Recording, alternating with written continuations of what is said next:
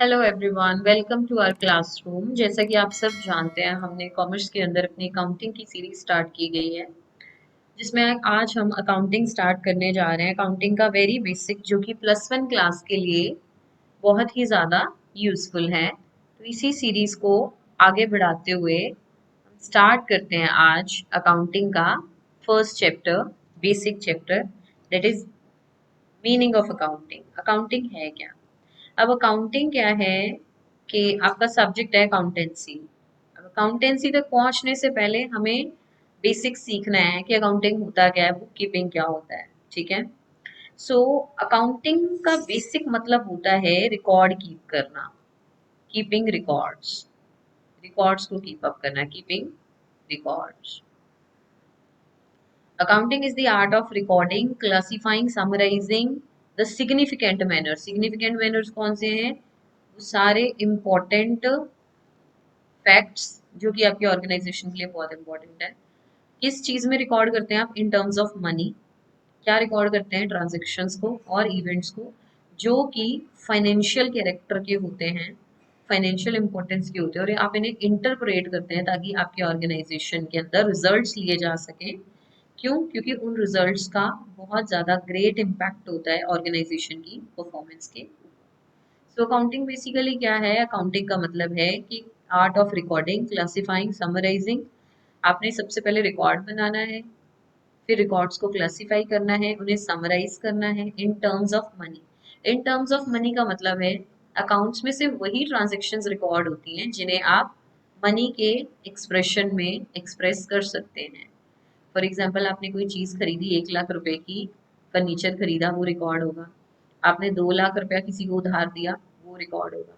लेकिन अगर आप कहो आपका एम्प्लॉय बहुत ऑनेस्ट है, बहुत लॉयल है, तो ये वाले फैक्टर्स अकाउंट्स में रिकॉर्ड नहीं होते हैं। तो कौन से फैक्टर्स रिकॉर्ड होंगे? जो मनी में एक्सप्रेस हो सकते हैं। So accounting is the art of recording, classifying, summarizing the significant matter of financial importance, जो कि फाइनेंशियली पैसे, अब हमने बात करी मनी एक्सप्रेशन, मतलब पैसे से रिलेटेड है, तो वो सिग्निफिकेंट मैनर के हों, इम्पोर्टेंट है इन टर्म्स ऑफ मनी। वही ट्रांजेक्शन, वही इवेंट्स जो कि फाइनेंशियल कैरेक्टर के हैं, उन्हीं को अकाउंट्स में रिकॉर्ड किया जाता है। इसी को हम अकाउंटिंग कहते हैं। I hope this is clear to you all. Next आगे हम देखते हैं, ये अकाउंटिंग जो मैंने आपको पढ़ाया है उसको इन्होंने एक चार्ट में समझाया। आइए इसे समझते हैं कि अकाउंटिंग का जो प्रोसेस है, इसको एक चार्ट के फॉर्मेट से समझते हैं। अकाउंटिंग का प्रोसेस जो है कहाँ से स्टार्ट होता है कि आपने मॉनेटरी टर्म्स को चेक करना है, वो सारी टर्म जो कि मनी में एक्सप्रेस हो सकती हैं, पहले तो वो टर्म्स को आपने लेना है। ठीक है। वहां से आपके अकाउंटिंग का जो प्रोसेस है वो स्टार्ट होता है, जिसको हम इकोनॉमिक इवेंट्स भी कहते हैं। तो आपके मॉनेटरी जो टर्म्स हैं वही काउंट होती हैं अकाउंटिंग में। ठीक है। अब ये जो इकोनॉमिक इवेंट्स हैं, ये आपके अकाउंटिंग प्रोसेस को स्टार्ट करवाते हैं। अब जब आपका अकाउंटिंग प्रोसेस स्टार्ट हुआ, financial matter, financial character start हुआ, इस अकाउंटिंग इन्फॉर्मेशन को आपने कम्युनिकेट करना है। अकाउंटिंग इन्फॉर्मेशन को कम्युनिकेट मतलब जो इंटरेस्टेड पर्संस हैं, जो यूजर्स हैं, उन तक इस इन्फॉर्मेशन को पहुंचाना है। क्यों पहुंचाना है? ताकि वो अपना डिसीजन ले सकें। डिसीजन मेकर्स जो है वो इंटरनल भी हो सकते हैं, एक्सटर्नल। इंटरनल आपकी खुद की ऑर्गेनाइजेशन हो सकती है, और एक्सटर्नल वो यूजर्स जो आपकी कंपनी में इन्वेस्ट करना चाहते हैं, आपके इन्वेस्टर्स, फ्यूचर इन्वेस्टर्स जो हैं, जिन्हें हम पोटेंशियल इन्वेस्टर्स भी कहते हैं, वो हो सकते हैं। आपके क्रेडिटर्स हो सकते हैं, आपके डेटर्स हो सकते हैं। इनसे ही हमारे एक्शंस लिए जाते हैं। तो ये एक इस तरीके का साइकिल है जो कि नेवर एंडिंग प्रोसेस है। इकोनॉमिक इवेंट से शुरू होता है, ठीक है, उसको रिकॉर्ड किया जाता है, यहाँ पे आपके प्रोसेस को रिकॉर्ड किया जाता है, रिकॉर्डिंग स्टार्ट होती है, फिर आप इसे क्लासीफाई करते हैं। क्लासीफाई करने के बाद में इसे कम्युनिकेट किया जाता है ताकि डिसीजन लिया जा सके, और फिर से जैसे एक ट्रांजेक्शन कंप्लीट हुई और ये ट्रांजेक्शन चलती रहती है। तो अकाउंटिंग बेसिकली क्या करता है? लिंक करता है डिसीजन मेकर्स को इकोनॉमिक इवेंट्स के साथ, ताकि रिजल्ट्स और डिसीजंस इम्पैक्ट हो सके। हैं। I hope this is clear to you all. Next देखते हैं। आई होप आपको अकाउंटिंग की टर्मिनोलॉजी और उसकी डेफिनेशन क्लियर हुई होगी। प्लस वन के बच्चों को थोड़ी सी दिक्कत लगेगी क्योंकि आप फर्स्ट टाइम एक नई चीज पढ़ रहे हैं। अकाउंटिंग के बारे में हम फर्स्ट टाइम नई चीजें पढ़ रहे हैं। अब कुछ चीजों का आपको ध्यान देना है।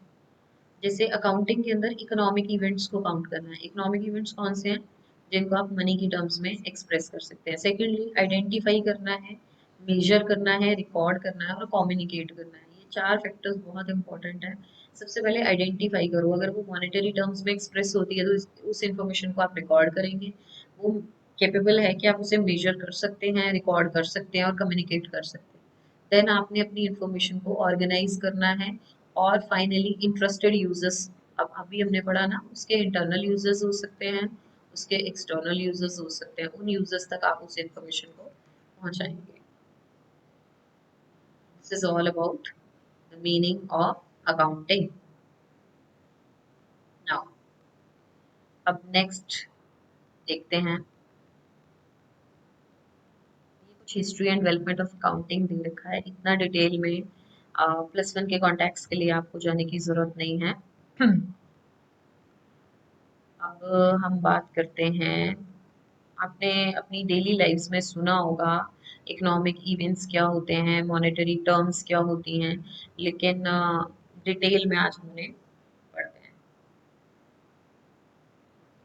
इकोनॉमिक इवेंट्स की बात करें, इकोनॉमिक इवेंट्स, अब जो बिजनेस ऑर्गेनाइजेशन, आप कॉमर्स के साथ डील कर रहे हैं यानी बिजनेस ऑर्गेनाइजेशन के साथ डील कर रहे हैं, इसमें इकोनॉमिक इवेंट्स होते हैं। इकोनॉमिक इवेंट्स का मतलब है आपका जो लेन देन है वो मनी के साथ है।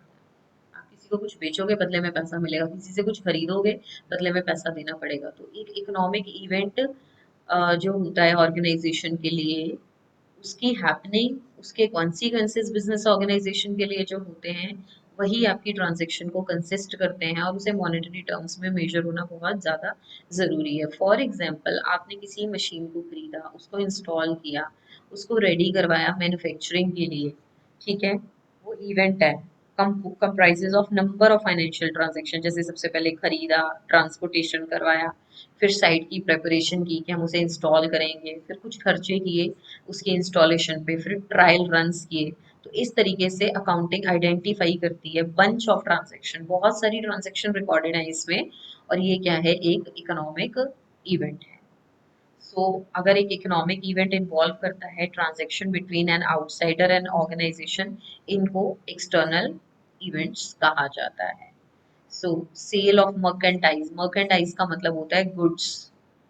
गुड्स आने वाले समय में आप समझेंगे, गुड्स मतलब आप जिस चीज में डील कर रहे हैं। फॉर एग्जाम्पल, अगर आप फर्नीचर बनाते हैं तो आपके लिए फर्नीचर गुड्स है। अगर आप कपड़े बनाते हैं तो आपके लिए कपड़ा गुड है। ठीक है। Next is internal event. अगर कोई भी इवेंट ऑर्गेनाइजेशन के विदन है, एक इंटरनल इवेंट कहलाता है, जो कि entirely internal wings of enterprise होता है। आपने रॉ मटेरियल एक डिपार्टमेंट से दूसरे डिपार्टमेंट में भेजा, तो इस ट्रांजेक्शन, इस इवेंट को हम बोलेंगे internal event. I hope this is clear to you all. Next देखते हैं।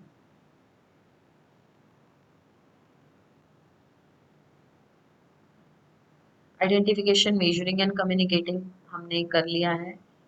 इंटरेस्टेड यूजर्स क्या होते हैं वो हमने डिटेल में पढ़ दिए हैं।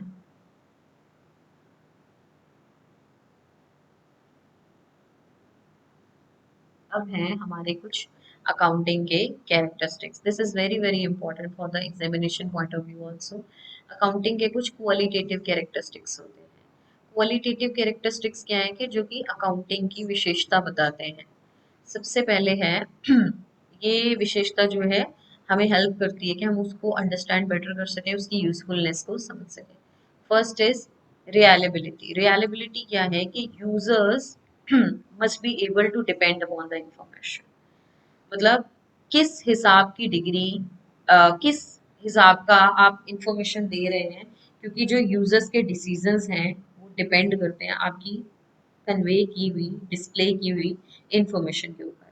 अगर आपने कोई फॉल्स इंफॉर्मेशन दी है तो उनका डिसीजन इम्पैक्ट होगा, उससे उन्हें नुकसान होगा फ्यूचर में।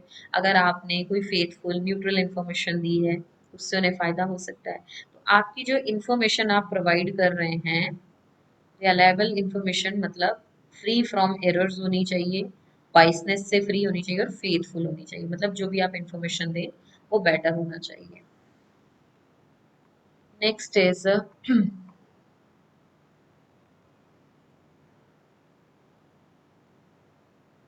रेलेवेंस। रेलेवेंस का मतलब क्या है?